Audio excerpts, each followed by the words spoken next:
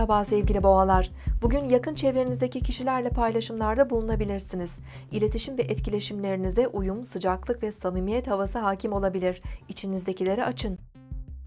Bugün 19 Mart 2015 Perşembe, Jüpiter günündeyiz. Ay gün boyu Balık burcunda ilerleyecek. Duygusal, hassas, içe dönük enerjiler altında olacağız. Yarın doğacak yeni ay öncesinde geçtiğimiz ayı değerlendirip yaşamamızı gözden geçirebiliriz. Güçlenen sezgilerimiz bilinç dışından gelen mesajları da zihnimize taşıyabilir. Bitirilmesi gereken işlere, tamamlanması ve sonlandırılması gereken konulara odaklanabiliriz. Bunu yaparken kendimizi fazla zorlamadan akışta kalmak, olan biteni olduğu gibi kabul etmek gerekebilir.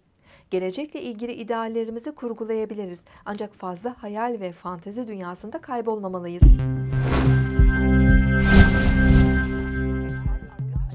İlk yarısı sizin için daha hareketli, keyifli enerjiler taşırken ikinci yarısı